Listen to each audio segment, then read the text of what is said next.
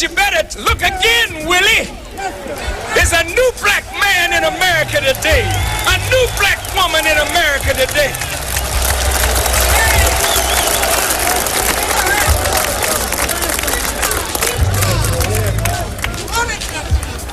Now, brothers, there's a social benefit of our gathering here today, and that is that from this day forward, we can never again see ourselves through the narrow eyes of the limitation of the boundaries of our own fraternal, civic, political, religious, street organization, or professional organization. We are forced by the magnitude of what we see here today, that whenever you return to your cities and you see a black man, a black woman, don't ask him what is your social, political, or religious affiliation, or what is your status. Know that he is your brother, and if he needs help, you are obligated to help your brother because he is your brother. You must live beyond the narrow restrictions of the divisions that have been imposed upon us. Well, some of us are here because it's history making. Some of us are here because it's a march through which we can express anger and rage with America for what she has and is doing to us. So we're here for many reasons, but the basic reason that this was called was for atonement and reconciliation. So it is necessary for me, in as short a time as possible, to give as full an explanation of atonement as possible. As I said earlier, atonement is the 5th stage in an 8-stage process. So let's go.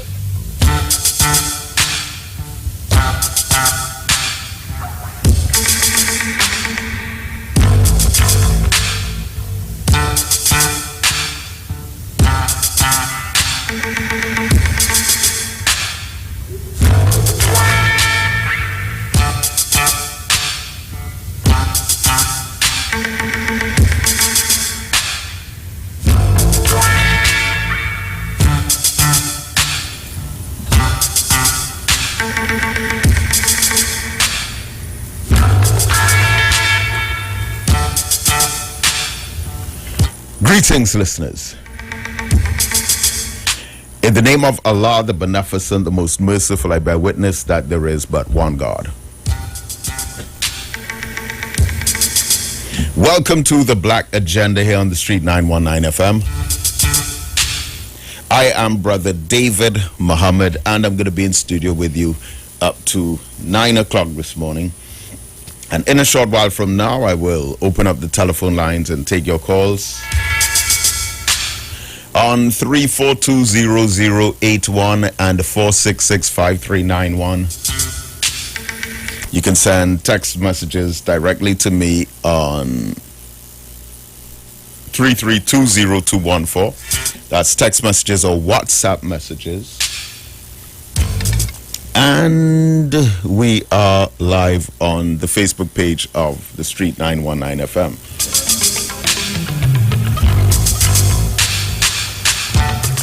So, beloved, we would have to up the game on understanding.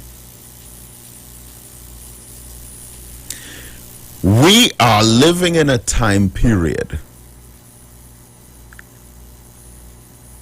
where, even though all over the world there are more now than ever before rallies and marches and protests that would embellish rights such as freedom of speech, and even though globally we are probably living in an age, living in an era where there are more court cases being won for people speaking out, having their say, enjoying their rights of freedom of expression. Even though now, more than ever before, internationally, there's a more heightened sensitivity about the right to speak out. The irony of the moment is that this is taking place simultaneously with a time period where there's the greatest censorship than there ever was before. Think about it, beloved. I mean, the levels and degrees of censorship and curtailing speaking the truth that there are now are probably more so than they were like 100 years ago, 150 years ago, 200 years ago, where there were just certain things you could not say. You would have been arrested and burned at the stake as a witch or a wizard or someone who is seen as a communist or some kind of threat. So the world has matured from that, from those kinds of days. But we are entering a stage where that same kind of censorship is coming back, but normalized. So I say to us listening that we have to up our game on terms of reading between the lines to extract the message. You know, over the last 30 years, 40 years or so, there's been one major book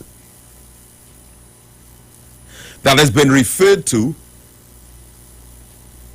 that was written by a former CIA agent who did the dastardly deeds that he was called upon to do while employed within the organization, but felt compelled to tell the truth about what really happened based on his knowledge as an insider. And this book, I remember when I first started studying consciousness, this book was like the main reference book to see how evil the empire is, to illustrate how wicked the system is, and how smoke screens and red herrings and smokes and mirrors and cherry picking and burying bad news are used as political strategies to divert attention away from where the state doesn't want the masses to be thinking. And this book is entitled Behold a Pale Horse by William Cooper. William Cooper was mysteriously killed. Former CIA agent, was considered to be one who turned his back on the CIA and exposed so many of their secrets and so on. But Bill Cooper, William Cooper, in Behold a Pale Horse, on page 36, wrote, quote, "It is patently impossible to discuss social engineering on a worldwide scale without implying extensive objectives of social control, destruction of human life, slavery, and genocide." Now, social engineering is a term that is very commonly discussed behind closed doors, but that you will probably never hear in a political press conference or on a stage during a campaign or in a document that is given to the general public or in an advertisement. No, Social engineering is not something that there's ever going to be an open discussion about, but it is something that a lot of investment goes into. I want you to think, because it was noted that such a writing must be secured from public scrutiny, otherwise it might be recognized as a technically formal declaration of domestic war. So says William Cooper, author of Behold the Pale Horse, former member of the CIA. On page 37, he says, silent weapon technology has evolved from operations research, a strategic and tactical methodology developed under the military management in England during World War II. Its original purpose was to study the strategic and tactical problems of air and land defense with the objective of effective use of limited military resources against foreign enemies. Now, that one thing that I ask you to do, which is the only thing that I ever really ask you to do, I'm asking you to do now more than you've ever done it before. Think, beloved.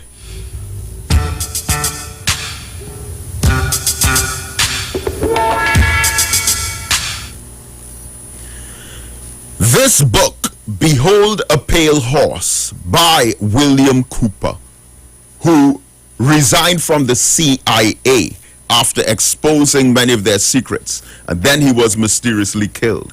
He highlights this idea of how social engineering has been used to control populations as a military strategy and technique, as it is considered a much more effective means of the achieving of war objectives to control people's minds, as opposed to just controlling their bodies or engaging in mass murder through conventional weapons of warfare such as guns, bombs, missiles, and torpedoes. The assault is now on the mind. And in Behold a Pale Horse, William Cooper wrote, "It is patently impossible to discuss social engineering on a worldwide scale without implying extensive objectives of social control, destruction of human life, slavery, and genocide." You see, each of these had their objectives. Destruction of human life, the mass murder that African people would have suffered through enslavement, the torture that we endured. Slavery and genocide, social control, destruction of human life. And what he is saying is, as a former member of the CIA, that you can now achieve these same objectives without killing anybody, without enslaving anybody, without torturing anybody. You can commit or achieve the same objectives of slavery and genocide without actually physically imprisoning, detaining, chaining, or enslaving anyone. You can do all of that to the mind. He says such a writing must be secured from public scrutiny, otherwise it might be recognized as a technically formal declaration of domestic war. That is why you will never hear a conversation about social engineering on a political platform or for a campaign or in a press conference or in a public discussion. But while you won't hear about it publicly, it's being discussed privately behind closed doors because it's a major objective now, more than ever before. And on page 37 of Behold the Pale Horse, William Cooper says, silent weapon technology has evolved from operations research, a strategic and technical methodology developed under the military management in England during World War II. He says its original purpose was to study the strategic and tactical problems of air and land defense with the objective of effective use of limited military resources against foreign enemies. Again, think on it. Talk about warfare on air, on land, and at sea. Again, you don't have to fire a gun, drop a bomb, or shoot a missile or a torpedo. You can achieve those same objectives of warfare on air, land, and sea by attacking the mind, censoring the truth, curtailing freedom of expression, stopping the freedom of public speech when it's speaking a truth that is challenging the system.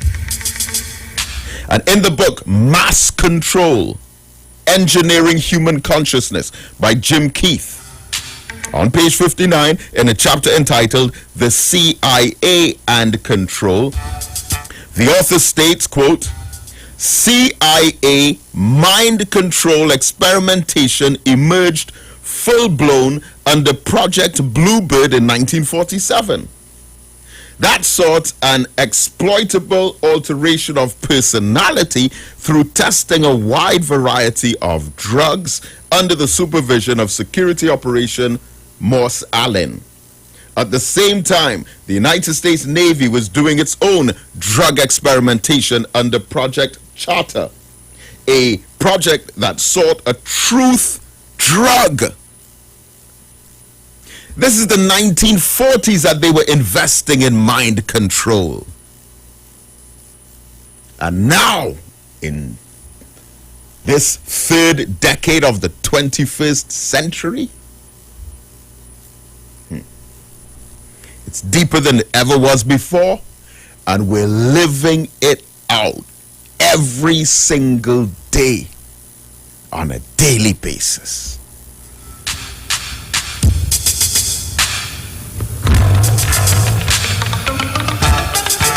That has now become our lives.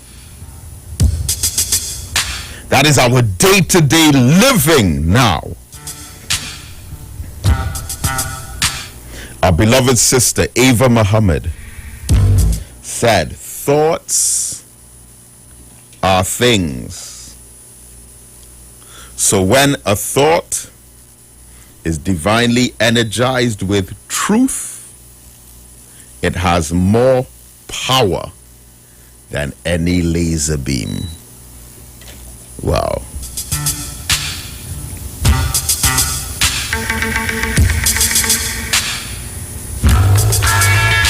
And in many cases, before many of these mind control techniques were used on the general public, they would be first tested on unsuspecting populations, in particular prisoners.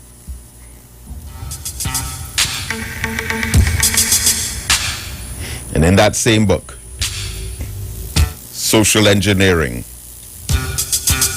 in a chapter entitled Mind Prison. Just look at the term, mind prison. Think of the concept. Your body can physically be in a prison. So you're in a jail behind bars. Your freedom of movement is restricted. But the concept of a mind prison is that these gates that hold you trapped inside the prison, they're now open and you're free to get out. But something has been placed in your mind that makes you voluntarily want to stay in the jail. That is a mind prison. It's like you tie a goat to a tree with a 10-foot rope, and he's pulling and he's tugging and he's pulling and he's tugging, and he realizes that he's locked there. He cannot move. He cannot get away. So it gets to the point where he's become so hopeless and helpless that even if you cut the rope, he's unable to process that his freedom is now available, because bondage has become his lifestyle. That's us today. Freedom is available, but bondage is like a new normal, along with all the other sickening new normals. And Jim Keith tells of a 38-year-old prisoner in 1988 named David Frattis at the Utah State Prison, who described his experiences as systematic mind control and torture. This included harassment to the stage of losing one's temper to provide justification for placing him in solitary confinement, then becoming disoriented and hearing high-frequency tones, followed by severe headaches and insomnia for weeks at a time. He said after 5 months of this, he began hearing voices in his ears that were vivid and clear. It's amazing. Now, you can't subject someone to a condition in just 2 or 3 days and then take the results. No, months. Do you know how much both physical and mental experiments are done on prisoners under some of these mischievous types of arrangements? Continues in mass social engineering. America, he says, is not the only country where mind control techniques and experimentation have been employed on prisoners. In August of 1971, he says, an experiment began in England using torture and sensory deprivation on Irish political prisoners. Many prisoners suffered permanent psychological debilitation and some died. Now, if mental conditioning can be used for positive educational purposes, would it also be used for the purpose of controlling and manipulating people's thinking? Well, I am putting it to you that this is what we are seeing now. This is what the world is experiencing now. This is what we're waking up to on a daily basis, and the more we witness and observe it, the more it becomes normal, until we stop fighting for our rights. And then when we become mentally programmed to believe that our human and civil rights are not in the best interest of the national or global objective, that is when the true brain damage is done, because that is when we will begin to fight against our rights. Damn.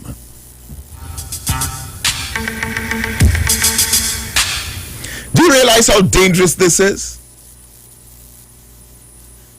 It's bad enough that you stop fighting for your rights, but now it's getting to the stage where we're fighting against our rights. Jeez. And I hope you listening are reading between the lines. Everything that I'm reading here is from Black Studies, where again we extracted all of that research, put it in this book entitled Black Studies, the Black Book Mind Revolution. And I'm reading from pages 248 to 250 of Black Studies.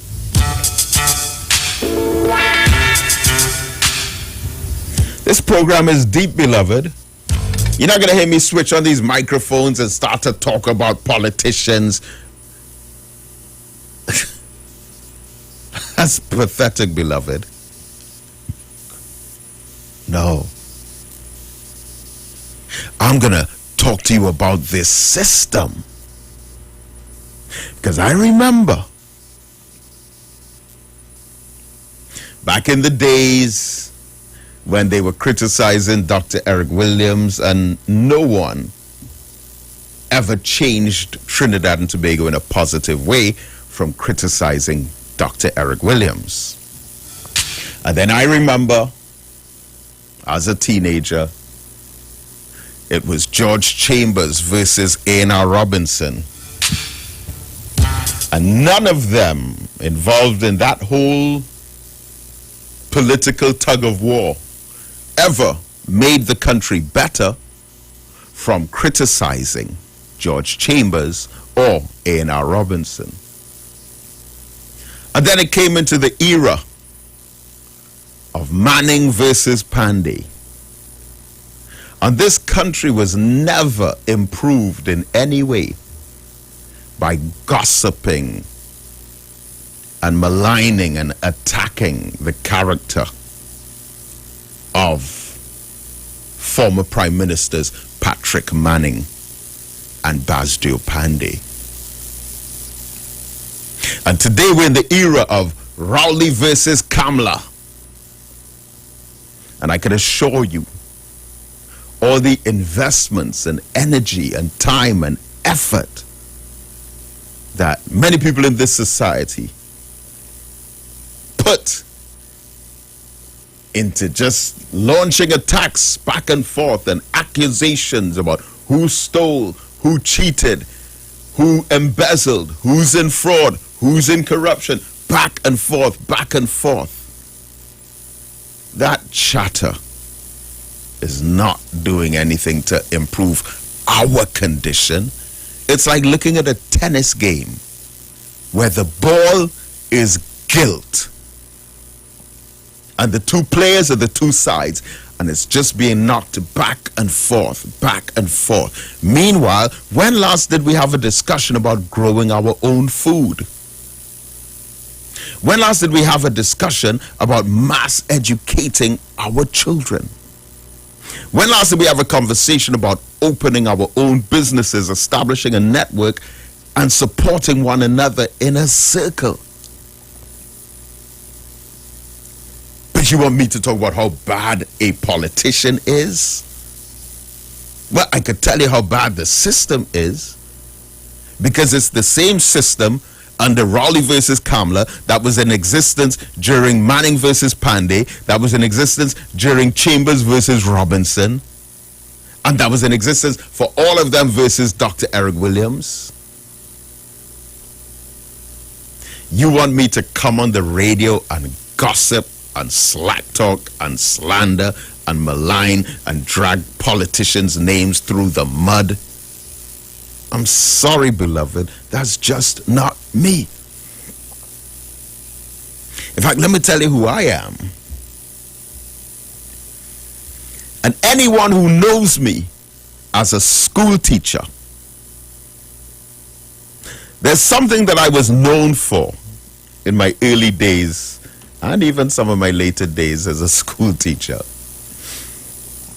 I became a school teacher when I was 19 years old in this country. And you know what I was known for at one time? You see, like recess time or lunchtime, I might step out to the school, cross the road, go to a shop or something, or just vibes in the community a little bit. If and this is, I remember the first cases of this. And we're going back here to 1993. I remember as a young teacher, 22, 23 years old, if at recess time or lunchtime I step out of the school and I see one of my students who did not come to school on that day, but they're on the street, riding a bike or skateboarding or going to Lime somewhere, I would say, hey, why aren't you in school? And they'll say something like, well, sir, you know, this or that, or the most common. Listen, I can't recall exactly how many times I did this, but at least 20 or 30 times over the last 20 years. And they'll tell me the common thing that you used to hear was, my mother didn't have anything to send me to school. Used to say that a lot. My mother didn't have anything. And by anything, what they meant was food. I said, okay. Well, the school has breakfast. The school has lunch. And you know you could also come to me if you need something and ask me. And I say, okay, sir, thank you, thanks. Okay, sir, see you tomorrow. I say, wait, where you going? Well, sir, I have to go. No. If the reason that you're not in school is because you didn't have food or something to be sent to school with, and we're here now and we're talking, sometimes it's shoes. Didn't have shoes. I said, young man, you're coming to school now. And I'll bring they'll be in their short pants, their home clothes, their slippers, and they will sit down in my class. And sometimes the other children would laugh at them, and then after a while, I became known for that. So a child who stays home from school, they avoiding me because they know I'll snatch them off the street and put them in the school. And I did that in about 3 or 4 different schools that I taught at. Starting in Success Laventille in 1993, where I taught for 3 years.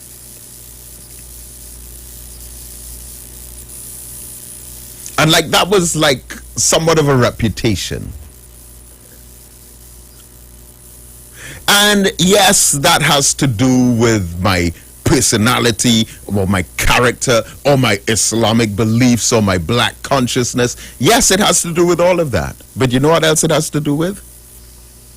The fact that I came from a home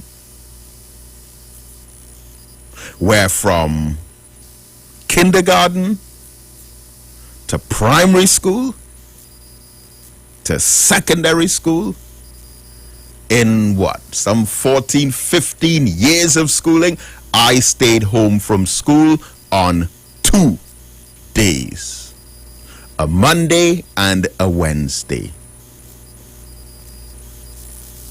And I stayed home because items were being delivered into our new home at the time.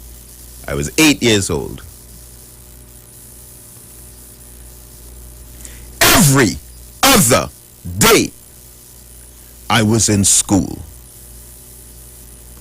Every other day, from kindergarten, standard 1, standard 2.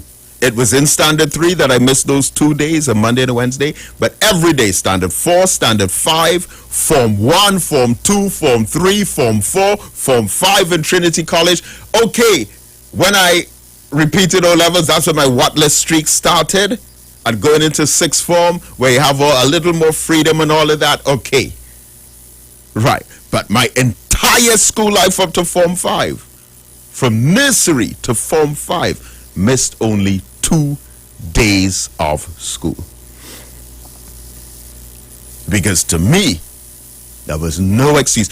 And when parents come to see me in the office at the Kwame Ture Center, or who would contact me on the phone, and we're having any discussion on education, and I'm starting to get a little vibe. I say, wait, hold on. When last did your son or your daughter, when last did they go to school? Say, well, I've been keeping them home because they're so... That's what? I say, no. You must send them. Send them while we figure out this problem or while we solve that problem. Don't wait for the problem to be solved. There's no excuse to keep children out of school. And in my last 30 years as an educator, from the time I was 20 to now, that has been my position.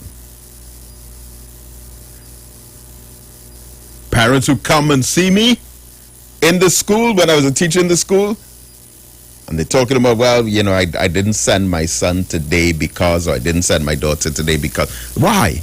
What is the reason? Well, this is something trivial about socks or shoes or slippers. No, send them. Yeah, but say no, send them. We will deal with the problem, whatever it is, but send your child to school.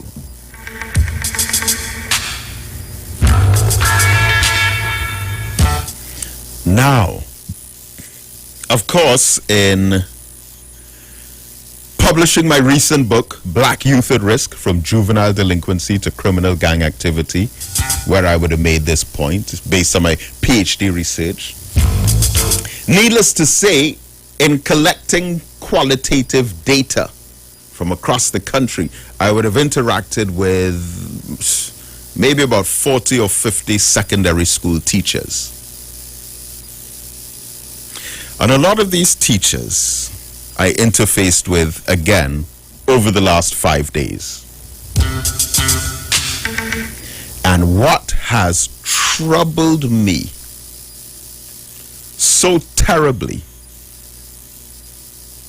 what has literally hurt me in a way that I honestly didn't think that a political decision could, is to hear teachers telling me, various schools across the country, that in many schools, on most days, some and all days, there were more teachers in school than children. In some schools, it was more teachers than children, but at least there were enough children to teach. In other schools, there would have been a full quota of teachers with less than 5 children. How do we excuse that? You could be the, I don't even know what words to use, but you could be the biggest supporter of your political party or your government or whatever. When it comes to things like these, we should not sell our souls. One teacher told me that 52 teachers came out with 7 children. Who would have ever dreamed, at least I, coming up over the last 30 years as a school teacher, I mean, that's literally my nightmare. That's like my personal nightmare. You know, I just want to like recall names and stuff, but I don't want to call anyone's name, but over the year, I remember the first case, young boy named Lennox. Lennox, if you're listening now, well, I can't say sorry, but I mean, oh man, you could not tell me as a parent that you were keeping your child home from school for some frivolous reason. Worse yet, if the child breaks beach or takes it upon themselves not to attend school, and we catch up with you,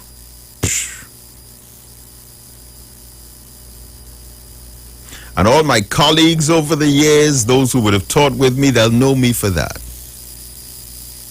What, you weren't in school? Get in school. And now, the world has turned to the degree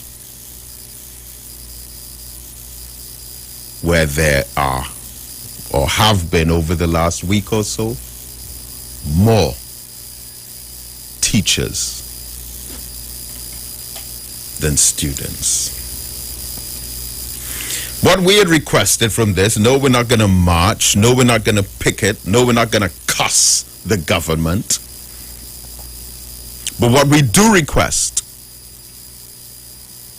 is that the government make available and put resources into the same way that right now every radio station, every television station, every newspaper that you listen to or open, that they're pushing something right now, that some of those resources should also be used to promote information on private candidate registration for CSEC or CXE and CAPE subjects, and also homeschooling guidelines. At the Kwame Ture Education Center, we have two kinds of students, basically. We have students who are enrolled in the secondary school system, but we also have adult students who register as private candidates. So the students who are in the school system, they do their exams with their schools, and they would come to the Kwame Ture Center to get additional lessons. But the adult students, of course, we have the responsibility of giving them guidelines on registering for private exams. And for CXC and CSEC and CAPE examinations, registration starts, of course we're going to be posting this on all of our social media, but registration with the Ministry of Education for private candidates for exams in June 2022, registration starts on Wednesday, the 3rd of November, and it ends on Friday, the 12th of November. This is online registration only on the website www.exams.moe.gov.tt. Once again, private candidate registration for CSEC or CAPE or CXE exams in June 2021. Registration starts. Don't miss this. Even if you're not 100% sure that you'll be doing exams, it's better to register in advance. Starts on Wednesday, the 3rd of November. Registration closes on Friday, 12th of November. And you register online only on www.exams.moe.gov.tt. We'll be right back. Away from here,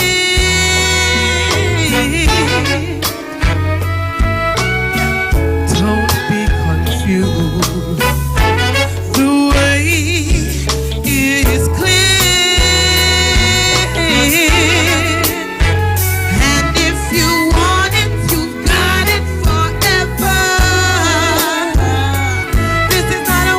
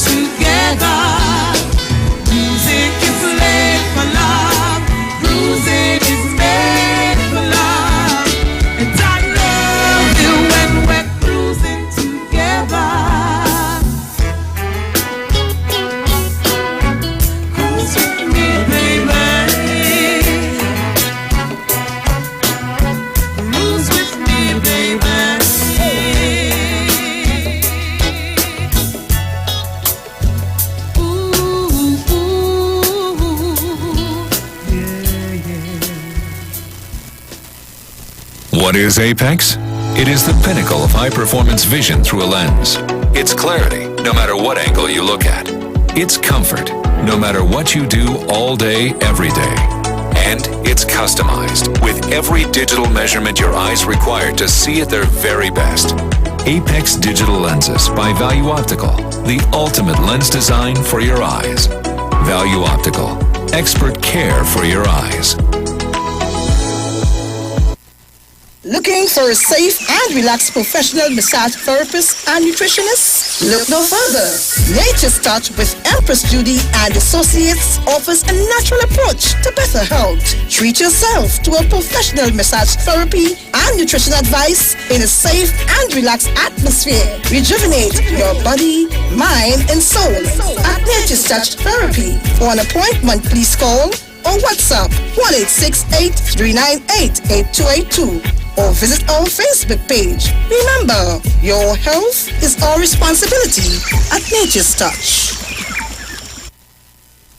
More and more people are testing positive to this COVID-19, and we have to stop this pandemic now. It's time to vaccinate. So this Saturday on the promenade in the Kwesi Sawa from 9 a.m. to 3 p.m. Join our hard-working Minister of Health and Member of Parliament for the St. Joseph constituency, Minister Terence Singh, our Minister of Education and Member of Parliament for St. Anne's East, Dr. Nayan Gatsby-Dolly, councillors, and our hard-working team of nurses, doctors, and volunteers. Join us this Saturday from 9 a.m. to 3 p.m. at the Kwesi on the promenade in Samoa. Get your one dose Johnson & Johnson. No appointment needed. Just walk with your ID or birth certificate. Vaccinate. Presented by the Honorable Terence Singh and Dr. Nayan Gatsby-Dolly in collaboration with the Northwest Regional Health Authority. Blessings in the wonderful name of our Lord and Savior Jesus Christ. You are invited to listen to the Final Hour broadcast heard every Monday from 12 midnight to 5 a.m. in the morning on the Street 919 FM radio. Hear my mom, Pastor Helen Garcia, and myself, Pastor Valentine Garcia Jr., preach the Word of God to the elderly, youth, and children. We can be contacted at 629-0113 or 623-8444. The church is located at 26 Prince Street in Port of Spain. We look forward to you joining us. God bless you. As my life I lay it on the altar, as my life. Better vision for your physical eyes, and through the eyes of faith, let healing arise in your mind, body, and spirit. At Natural Healing Ministries, we teach kingdom principles for living that brings the blessing of God to your mind, body, and soul. NHM Professional Associates are located at number 10 Moody Stewart Street, Monrepos, San Fernando. For more info, contact Dr. Desmond Phillip at NHM on 349-3494. NHM Professional Associates can be heard live on the Street 919 FM every Saturday from 9:05 to 9:55 a.m. Share the live. Share the live. The Street 919 FM on Facebook and Instagram. Share the live. Iowa George on Instagram. Share the live. Iowa TV and Street TV on YouTube. Share the live. The Street 919 FM.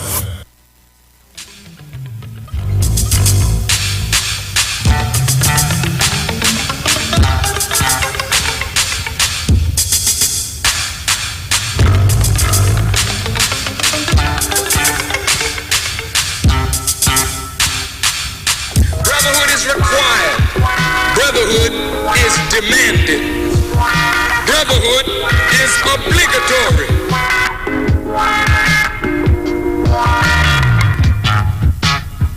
Black man get up, black man stand up, black man you better listen. So there's a need for brotherhood. Black man get up, black man stand up, black man you better listen. Black man get up, black man stand up, black man you better listen. Brotherhood is demanded. Black man get up, black man stand up, black man you better listen. Brotherhood is required. Brotherhood is demanded. Brotherhood is obligatory.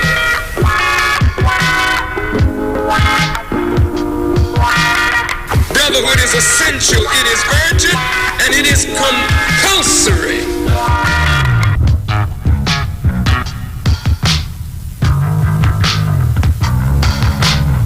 But the time demands brotherhood.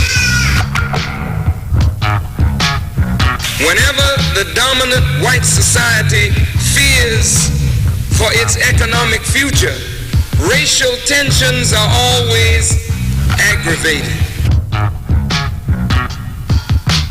The aim of Almighty God is to bring the black man and woman together. The aim of Almighty God is that we, no matter how divided we have been in the past, must experience unity in order to gain the success that we seek and the progress that we desire. There is no way that a divided people can build a future.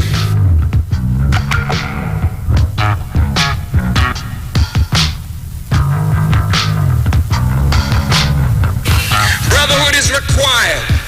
Brotherhood is demanded. So there's a need for brotherhood.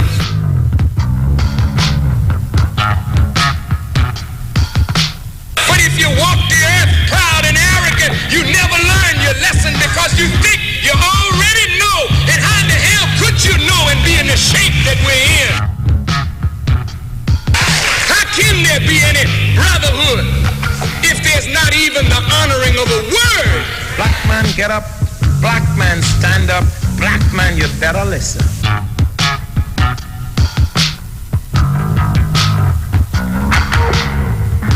Black man, get up. Black man, stand up. Black man, you better listen. Black man, get up. Black man, stand up. Black man, you better listen. But the Quran and the Bible bear witness that the heavens and the earth were created with truth. Black man, stand up. Black man, you better listen. Brotherhood is required. Brotherhood is demanded.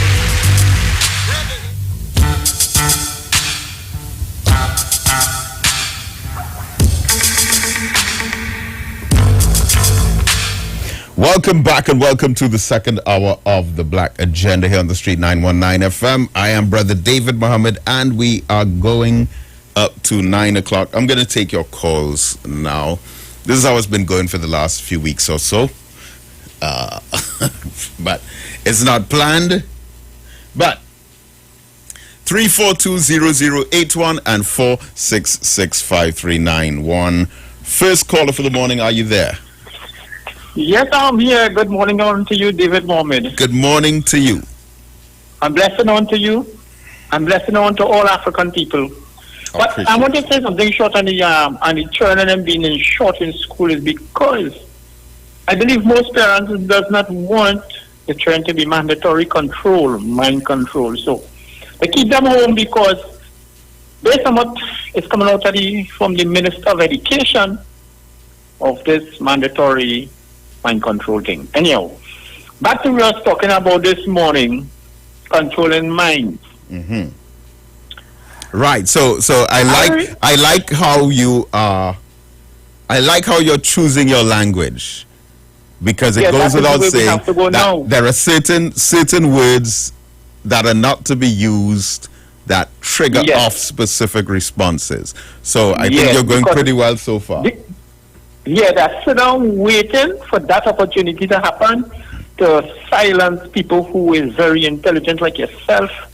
And that voice of yours being silenced is like a lot of people around the world is not going to be educated and what is really going on. And but back to what you're speaking about concerning minds. I remember as far back as 2019, the lies being out there. And they sit down good and they study how to get people to believe this lie. So they started off with a certain, remember, H1N1, and that's it. Oh, yes. And then Right? Yeah. And then there is a certain thing that people are not studying real good. And that certain thing, that H1N1 is where everything started with, right into 2000. And when they get the people around the world in Trinidad and Tobago to believe this lie, then they play with your mind, that mindset. And maybe as well, we cannot dismiss the possibility that then could have been preparation for here and now. Exactly. It is preparation for 2019 H1N1 flu. That's it. And when they get that into your system, remember the drug they call graphene oxide? That was also in it. You understand? And now 2021, the mandatory control is that drug is in it. Right? I see how people around the world where they put in things like spoon on their shoulder where they take the mandatory. It sticks there. Light bulb being put there, lighting up. They use things to control your mind, and they're trying to get you to believe there is something out there is actually killing you. No, they are lying to you. They want to put it in your system. But you have to get your mind to believe in the lies they are telling you. So you rush to them to take your mandatory. That's where they're controlling your mind. Get it to believe a lie. People are dropping and dying all over the world. If you don't take this, you'll drop and die. That is where it started. 2019 into 2020, and now it's in play because they get into your mind to believe. So now you're going to save your life. Come and save your life. Come and save your life. If you don't take this, you will die. Eh? You understand? 2021. That is where it started. That's where all in 2020, 21 right now. What you are hearing from the government around the world, what you are hearing from the government of Trinidad and Tobago? If you don't want to die, you have to come and take mandatory. You have to be mandatory. You understand? And you see, to control people's mind, you have to get them to believe in a story. You have to get them to believe something exists. And long as they get you with that, and they realize you're coming to them because they believe what they are telling you, you understand? That is where all fall wrong. Have a blessed day. Good morning. I'm listening. Thank you, my brother.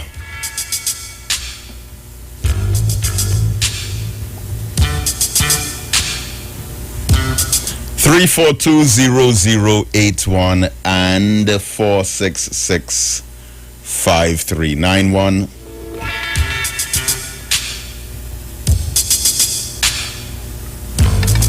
Good morning, caller. Brother David, the amazing Spider-Man. The amazing and intelligent Dr. David Mohammed. I can't miss these Saturdays. I do feel like I was bitten by a spider in a lab. Yes, you are so brilliant. I can't help seeing it. I wish I were in your shoes. And at 73, I wish I could come and do that course that you spoke about. Oh, yeah. Unfortunately, it's just my husband and me at home now. I should say my husband and I in the English you end with me. It's just my husband and I at home now. I remember taking care of my three grandsons, 13, 12, 13, 14. Well, they are at home. And they're missing out on so much because they were into music and all kinds of things. This COVID, we got to pray and get rid of it. And then my son came and brought me a 6-year-old, and he has to spend a lot of time with his son, being a police officer at the same time. So it's just my husband and I, and me, and I'm 73, 75. But he's getting a little Alzheimer's. So you can imagine how I have to be looking at him 24/7. He has worked for 80 years with the German embassy. Not 80, 50 years with the German embassy, and sometimes I call him Hitler. I say, hey, brother, talk to me. So, but really, we've been married for 50 years, 3rd of October, and we are coping with life. But I want to do so much, but now that he's in this frenzy, I have to watch him 24/7. But I pray and ask God that I wanted to be down at that tourist center on a Saturday with Dr. Angina Philip and her husband, because as I find they give us a lot of knowledge on health. But my time will come, but I'm getting everything through you on a Saturday, so please don't give up on us. Yeah? I will be listening, and I still have your chain. That African chain that I bought some time ago, and you're the first person who came to my mind.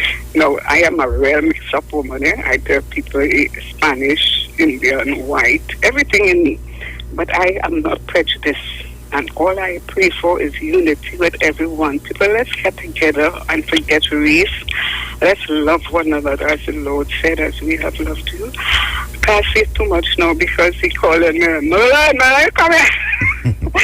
And that's what I have to do every day. I can't even go to the mall anymore. But my time will come again when I pray that he will get back to normalcy.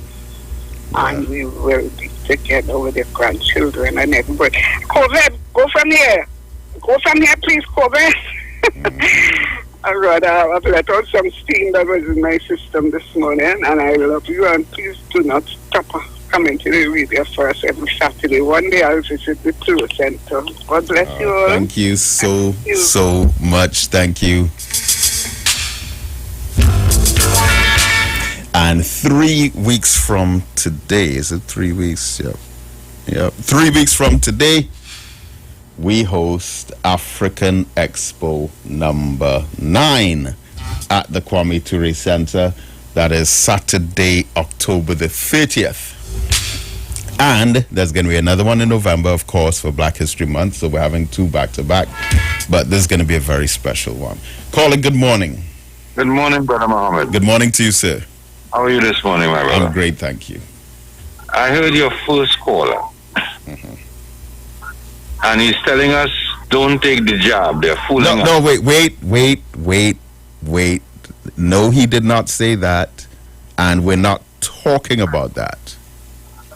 Okay. But I heard your conversation. You started this morning. Yeah, there are certain...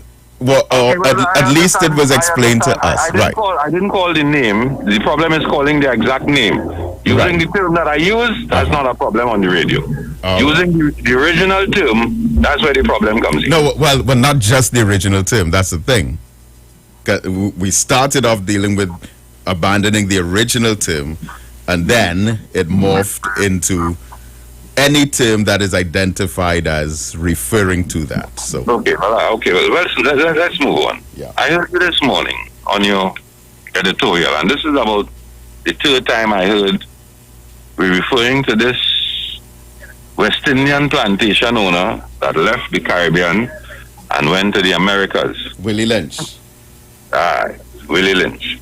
Think about Willie Lynch leaving Trinidad. That was a British colony at the time, to go to something that was trying to morph into America. So Willie Lynch was not a poor man. The people that Willie Lynch was talking to was businessmen. So when he spoke, it was just not slaves he was referring to, you know. He was also referring to the average white American as well. That is why up to today, in order to go in Trinidad, we could have an education and get a university education for free, and we don't print money. America prints money, and you have to pay to go to university to get an education. Willie Lynch syndrome. Right. So let's. You see, when I listen to your argument, it boils down to like it at the end of it starts out on a broad spectrum and then reaches down to just one identity, African people. And I listen to you blaming Mr. Manning, Mr. Rowley. Wait, what are you talking about? I'm saying, listen, wait, hold on. I'm not saying blaming. I'm saying you said blaming. Well, right, you're saying... No, I have to clear this up, because someone tuning into the radio now, in the middle of what you're saying, might get the impression that I was blaming them. I was making the point. No, hold on. I have to clear this up because you're spreading misinformation here. I was making the point that during the era of Dr. Eric Williams, all of those who attacked him did not help advance the country. Then we went into an era of Chambers versus Robinson, then Manning versus Pandey. Today it's Rowley versus Kamala. And during all of those eras of political rivalry in this country and in our neighboring Caribbean territories, pointing fingers on two sides of a political fence and arguing for decades has not advanced the country. We have to look at when last we have had a conversation about growing our own food, opening our own businesses, and doing trade among ourselves. So let me build my argument. I can't blame any of them if I don't do that myself. Right. Okay. So let me explain you something. In Trinidad and Tobago, we have races. In Trinidad and Tobago, our politics, let's be frank, is based on race. When we went to the laws in England, the opposition to Dr. Eric Williams said, if black people are given power in Trinidad and Tobago, Indian people would suffer. Let's put it in my terms. That was more or less his phrase. Yeah, Kaplan, they basically said that. Little did he know, though, that it's black people who would suffer. Right. But I do. Anyhow, let's move on. Up to this day, that political entity still carries on that identity. Did you listen to the parliament yesterday? Did you see the opposition leader yesterday and the response of the Attorney General to the opposition leader and who came after that? Brother Mohammed, I'll leave it there. Enjoy the rest of your day, my brother. What does that have to do with what we're talking about? We are living in a society, and we tend to blame everybody. The politicians. Yeah, but this okay. Yes, that is true. How we outline that when you go to school, you ensure that child comes to school. Right. So that is true that we do. I mean, that's the culture of the country, to blame.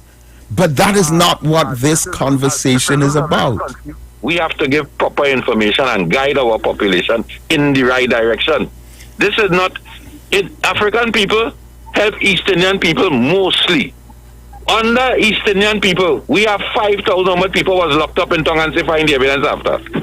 Nobody complains about that. I didn't see a right in Tongue Black people life matters. But I'm going to enjoy your day. Oh, thank you. So, yes, it is the culture for blame to be thrown on either side of a political fence, but that is not what this conversation is about. And if I don't grow food when I have the opportunity to do so, then I cannot blame the government for that. If I'm a plumber, and my neighbor is an electrician, and my cousin is a mechanic, and our friend is a carpenter, I cannot blame the government if the four of us don't get together and start a company. So the failings of the state are clear and evident.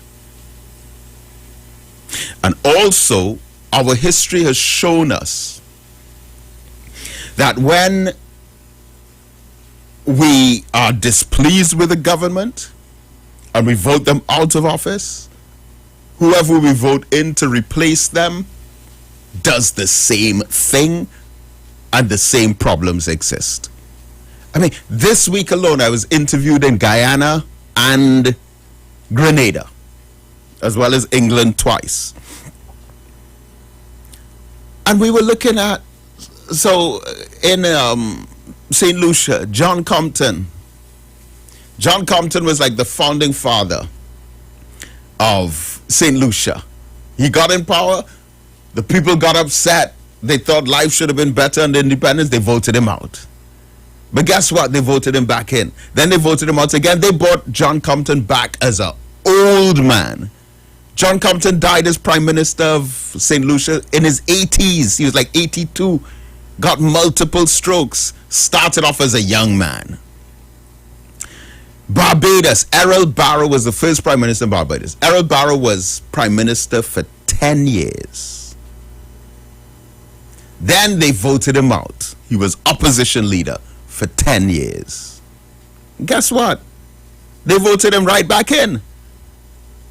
But at the time when they voted him out the first time, they were like, oh no, this man is terrible for Barbados. Yes, he bought us independence, but no, we have to move on now. And they voted him out, brought him right back.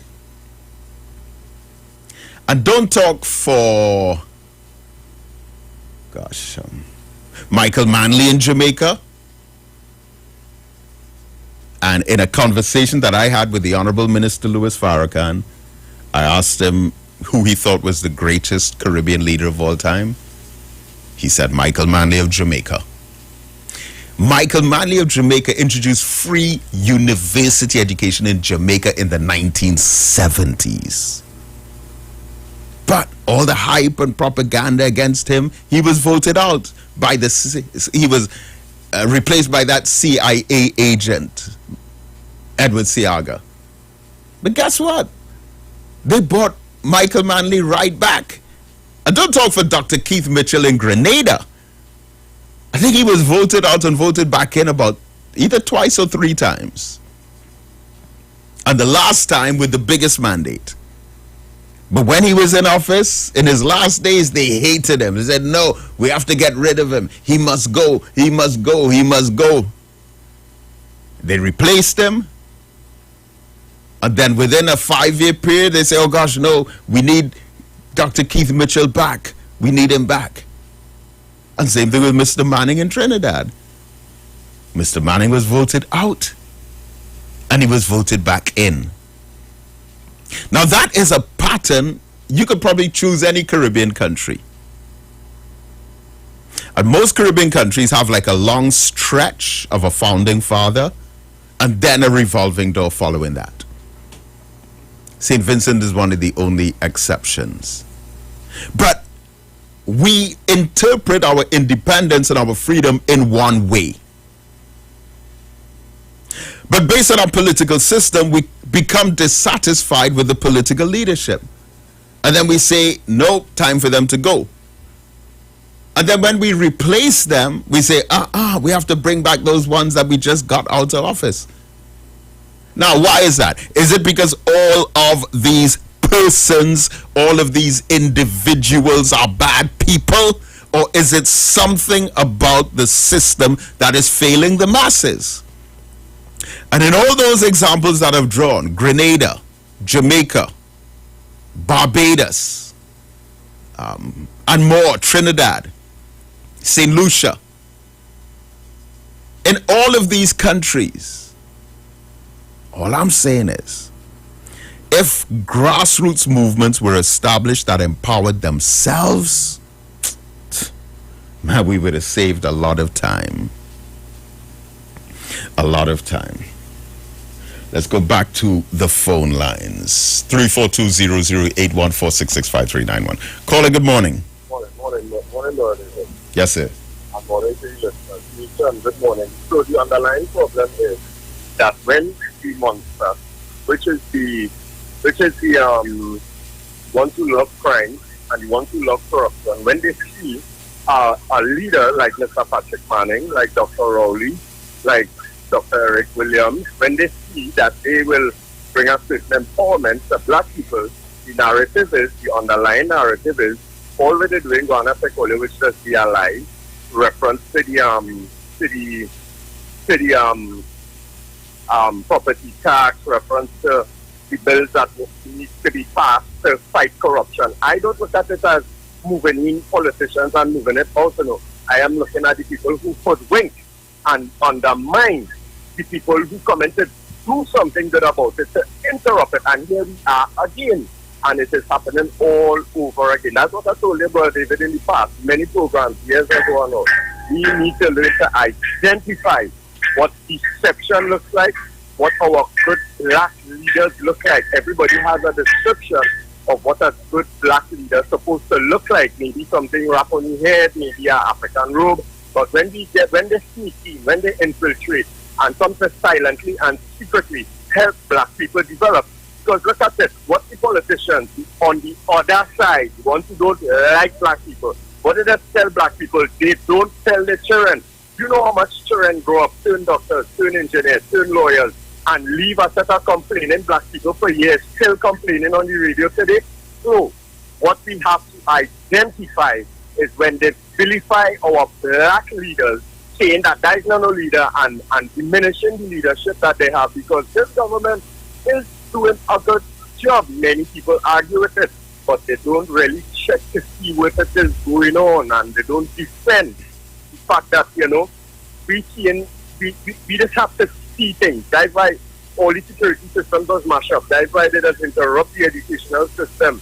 So now the educational system is starting to come back in power. Look at the future leaders. Look at the denominational schools. Look at what we have as specific guys, black people. Look at the denominational schools. So far about anything that the government trying to do to get the children back out to work. But look at what we have as black people leading us, and look at the miserable, lazy kind of attitude they have towards children developing themselves and educating themselves. Brother David, we have a serious problem with identifying what is good and what is bad, and where people are coming to tell you that God is the devil and it exists today. And I really hope that black people understand where the deception is. Thank you for allowing me. Thank you.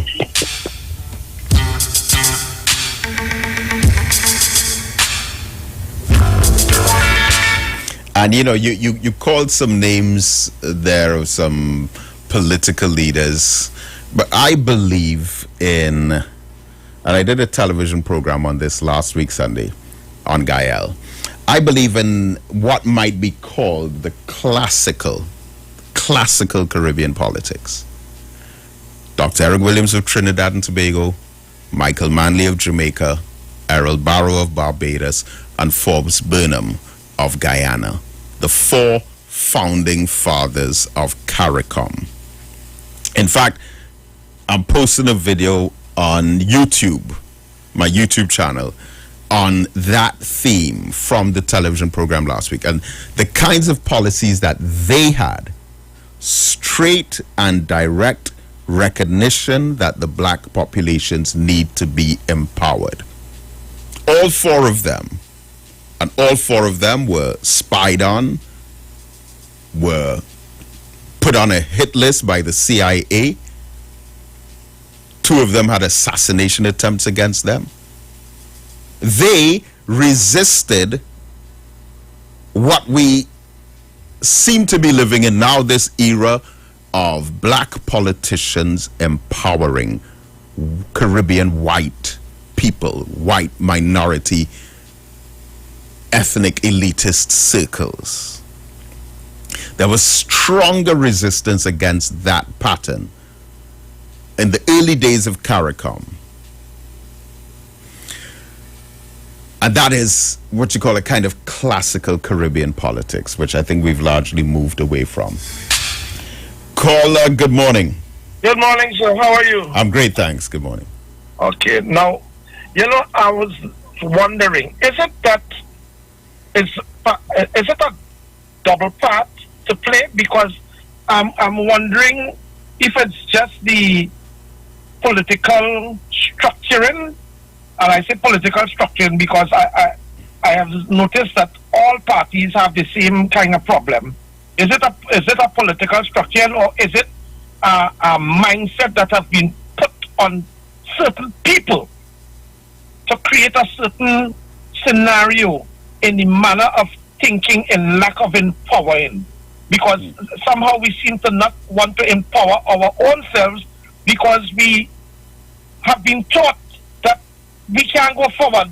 Right. And we limit our own selves. Right. That's a major part of it.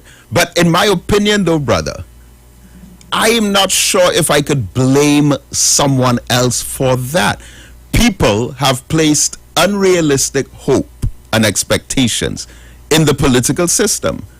And to a large degree, that would have prevented us from taking certain progressive steps to empower ourselves, because we think that it would be done for us by the system. This is a problem, because of course it is. From what I always know, that even if somebody owes you something, they don't give you. You gotta go and get it. Now you see, I just have a strange way of thinking, because I pulled myself, as I have to say, I pulled myself with the definite help of God. But I was able to get out of the gutter, so to speak. Now I'm not wealthy, but I got myself out of the gutter because I was a coke addict. And I know what it is to have no food, and how it is to be in red from till it is you eat cooking on whatever it is I had, child stove or whatever, boiling fig, green fig, and eating that alone. So you understand, I was able to get myself up based on just some people. One person gave me an advice and said, listen, you have more education than where you keeping yourself at. You seem to be a smarter person than where you keeping yourself at. And that helped me to start to actually believe that I can go somewhere, I can be someone. And maybe that is what the conversation we need to be having with the youths who don't seem to find their place in this world. To let them know they are more than what they believed that they are, and more than what they have been told that they are. And when we can do that, that is real empowerment. Because we can talk empowerment till we turn blue in the face. But until we actually make people believe that they can be something and somebody, we will just be wasting our time and speaking in the wind. Caller? Yes, sir.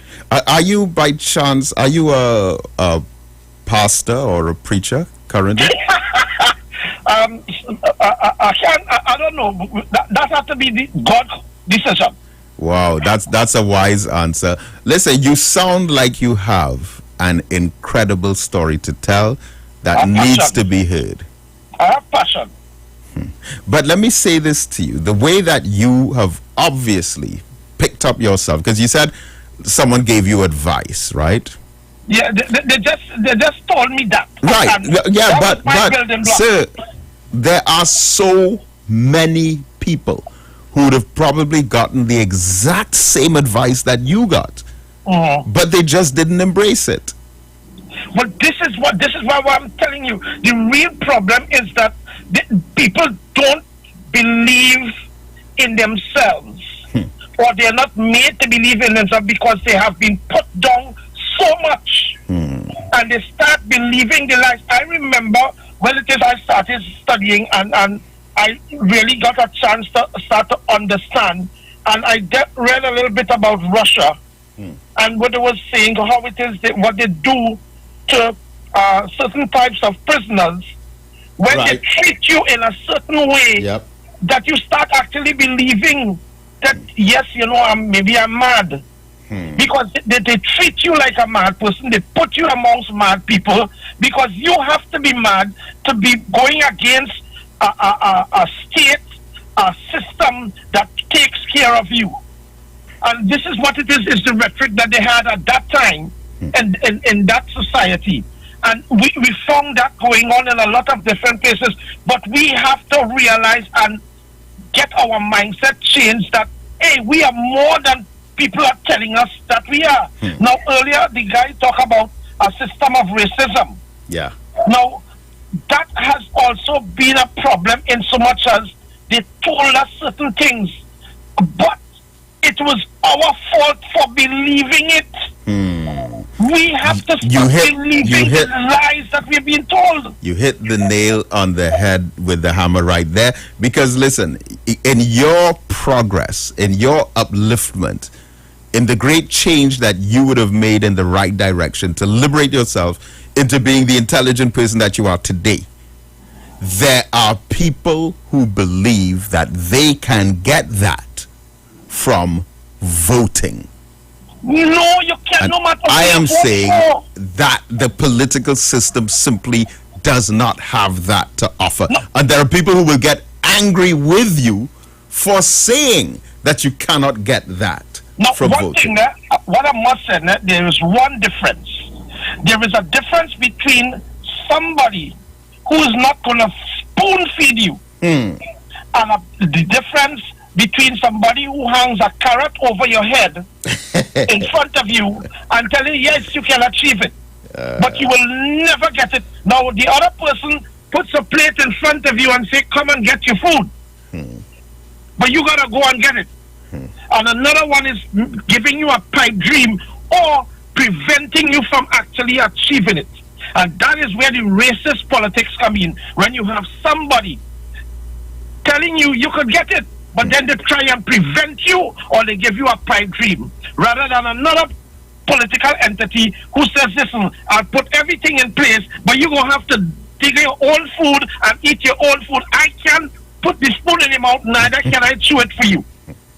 And we have to understand that that is the only difference in regards to the political entity. But at the end of the day, we have to make our own change and our own difference for our own selves and our children. Otherwise, we are doomed. Brother, I want to thank you tremendously for what you have shared with us this morning. Thank you so much. Sir. Thank you very much. You all have a great day. I really hope to hear from you more often. Very inspirational. Reminds me almost of the story of Errol Fabian and how he lifted himself up and became the entrepreneur that he is today after hitting rock bottom. All right, caller, good morning. Hello, good morning. Yes, sir. Hello, good morning. Mr. David, hi. Yes. I want you to get in contact with you probably maybe after the show this, because I'm a student basically studying a degree at the university, and I need to get some information from you in terms of the program I did back then about the same COVID lockdown with the psychological effects and how it is the gaslighting. So I don't know if I could get a number to get on to you, or do you have you can message me on any activity at Kwame Ture Center that I could get on to you? Right. Well, I'm normally at the Kwame Ture Center on Saturday mornings from 9 o'clock to around noon. Would it be there 9 or in the week might be a better time to... Fridays after Juma, we have Juma from 1 to 2. And so you can either come and sit in on the Juma from 1 to 2 or I could meet with you afterwards after 2 o'clock. Okay, on Fridays? Yep, Friday afternoons. Okay. All right, thank you very much, sir. All right, thank you. Because it's very important. Thanks. Yes, sir. For my assignment. Okay, thank you. And I'm normally at the Kwame Ture Center from 9 o'clock on Saturday mornings. And for people who would like to see me from 2 o'clock on Friday afternoons. Well, as I said, Juma's 1 to 2. So those are the two main days that I set aside to see our people from the public. Saturday mornings, 9 o'clock, and Friday afternoons, 2 o'clock. Caller, good morning. Blessed David. Greetings. You know the editorial with the CIA? Aha. Well, if they take this surface then, as I say all the time, they interrupt most governments with lies. And they don't hide it. Well, they hide it, but it's written. And then some of the files, what people would like to see immediately, it's some 50 years, the others have to get it. Or when they take out the worst part of it now and give you Freedom of Information Act. Yes, because I'll show you. But the whole idea of what is going on, Brother David, is world organizations. They're not interested in the African man, you know, and never will be. That's why they have the countries like Russia and China who have vetoes against America when they're trying to bring the policies. Because right now, America runs the United Nations. And people have to realize that. It is written about them. America is the last beast on the earth. The lamb-like beast. And they are controlling the world with all their policies and programs. And as I say, if you don't fall in line, they bomb you away. They're looking to talk to the Afghanistan people now. You know why? Because I still in Taliban field. If you was asking me, no peace at all. No peace. They are the warmongers of the world. You know, they're talking about peace. America doesn't want no peace. But now in Africa itself, the Frenchman also, he is more ruthless than the American. You was asking you. To get freedom from France is more blood, more will suffer and more will die. Because most of Africa is under French rule, if you was asking me. We must get back our continent. We must get back our resources. All our resources are being plundered in Africa. Look, this morning I see editorial in Kenya. Well, it's so good that they stop poaching straight down to a level that elephant is roaming the wild again. If you was asking you whether they did. This is what we want. We want peace in Africa, a unity and prosperity. Thank you very much, Brother David. Thank you, sir. Thank you very much. I'm trying to answer this one. All right. Caller, are you there? Blessing to you, Mr. Mavid. Yes, sir. I enjoy your program every Saturday, sir. Thank you. Very educational and very, very educational. We always have something to learn. Dr. Mavid, I want to find out something. ISIS, sir. Is that a Muslim organization or a non-Muslim? Because they just bomb up the mosque and kill a lot of Muslims, dozens of Muslims. And they're killing lots of Muslims everywhere. So I can't understand how ISIS could be Muslim people. I mean, we was talking about this just day before yesterday. Why they killing Muslim people for? ISIS supposed to be protecting Muslim people. This is baffling.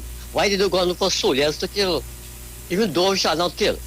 But in the mall, supermarket, market, hotels, you'll find ISIS bombing up and killing Muslim people.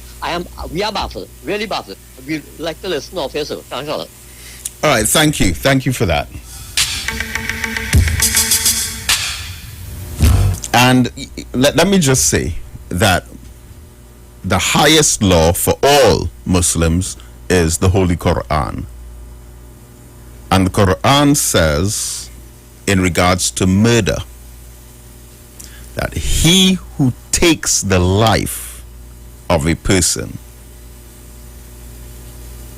it is like they have taken the life of all of mankind.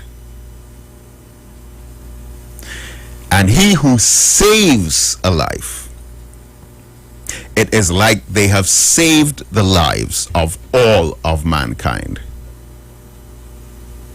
So someone who kills, from Allah's point of view, that is a crime against all of humanity. And likewise, someone who saves a life, it is as if they have saved the lives of all of humanity. And in regards to the question of religion, in the Quran, Allah also makes it clear that Muslims are to protect all houses of worship from any religion once God's name is remembered there. So that includes the Christians and the Jews. So if their houses of worship are being attacked, we as Muslims have to defend them. So what does that say then about one group of Muslims and another group of Muslims? So there's no way that that kind of behavior mass murder of individuals because of a difference in belief. What is even most outrageous about it is that the belief is such a minute variation, and you're killing someone because of they believe in almost 99% of the things that you believe in the same way, but just one slight variation, just a 1% difference, and you want to kill them for that? There's no way that kind of behavior could be seen as being carried out by a legitimate Muslim. Caller, good morning. Blessed morning, Nigel. Blessings. Well, do 1,000 things that is right and everybody ray and make you happy and you're good. Make one mistake and they want to kill him. And they wouldn't say, well, we have mercy. But at the same time, we as African people, the cry is we need to be empowered. But what we need to be empowered with, you could help me with that question? What and we need empowering with? And when the Muslim house on fire, who does run to the Muslim to help them out? Like the Muslims supposed to guard everybody. Like when everybody, like you're saying with Christian, when the Christians in trouble, the Muslims supposed to help them. If the Muslim in trouble, why does the Christian help them? The same way. Big question, eh? But the world is not perfect, so that guy, my brother. Stay strong. Yes, sir. Well, thank you. And I mean, one of the reasons that Muslims may be so passionate about coming to the aid of a state or a society is because the Prophet Muhammad, peace be upon him, said that anywhere a Muslim sees injustice, he has 3 duties. First of all, he must physically prevent it with his own hand. Secondly, if the Muslim is unable to physically prevent that injustice with his own hand, then he must speak out against it. And third, if the Muslim who sees the injustice is unable to physically prevent it with his own hand and unable to speak out against it, then he must third hate that injustice in his heart. And then the Prophet said, though, but hating it in your heart is the weakest of faith. So we hate the injustice. But if we have faith, we will try to do something about it. Again, unfortunately, a lot of our culture is to hate something in our hearts and talk about it behind a person's back. But we have to stop it ourselves if we can. And if we're unable to physically stop that injustice, then we must speak out against it. Can't speak out against it, you hate it in your heart. But that is the weakest kind of faith, to just silently, quietly be a bystander or an observer to hate injustice. No, because on the day of judgment, the day when self tells truth on self, we will have to be accountable as to why we did not say something or do something. Caller, good morning. Morning, sir. Sorry for calling back again. No problem at all.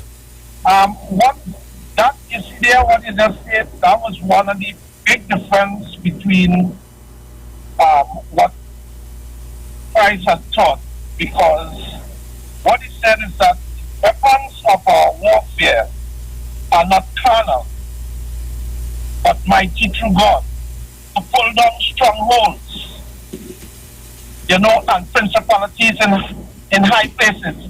One of the things that we must also recognize is that sometimes it's not just that person in the high place that really is responsible, but it's what is behind him and what is within it. Right, the system. What you're really dealing with. So using physical force will get you just so far, because then that power will just be replaced by some. This is why we keep finding that when you change politicians, you end up with the same thing, because we didn't change the powers. Right, but just one point though, don't confuse the phrase physically preventing it with our own hand as physical force. No problem. So so take for example hunger in the society. You see someone hungry based on, let's say, a bad economy. Right. So I could give that person something to eat. Right. That would be physically preventing it with my own hand. Or I could condemn the system of inequality that has found him in poverty while others have over 1 million times their needs. Right. Or I could do neither of the two and just stay quiet and feel upset about it, or hate in my heart the fact that there's this poverty or homelessness. No, but what was I mentioned that this is why we find ourselves in the position that even when we change the persons, we end up with the same result. It's because we're not dealing with the powers. And changing the person is a physical activity. But dealing with the power behind the person is where you really have to be at, so that you get rid of that. So even if another person takes the place, the power won't be able to make a difference. And that is where you really get freedom and liberation from, when you liberate the power that has been acting against the people. It's not the person that's there that enacting that power to take possession or to do what they need. Yeah. But it's the getting rid of the power, so that no matter who comes there, they wouldn't be able to make that negative effect. All right, well, thank you so very much. I appreciate your call very much. Hope to hear from you a lot more. But this is where I leave it for this morning. Remember, African Expo number 9 is on Saturday, October 30th. Stay tuned to the Street 919 FM. Assalamu alaikum. The views expressed are not necessarily the views of the management of the Street 919 FM. Tune in to the Street 919 FM every Friday from 9:15 a.m. to 9:30 a.m. with Kingdom Health Services, situated at number 91 Eastern Main Road in St. Augustine. For the program Health and Healing, merging the old with the new, with Brent Diet. For more information, call 318-7471 or 484-0141 or 360-4100. It's all about Kingdom Health Services on the Street 919 FM. Hi, what's up, TNT?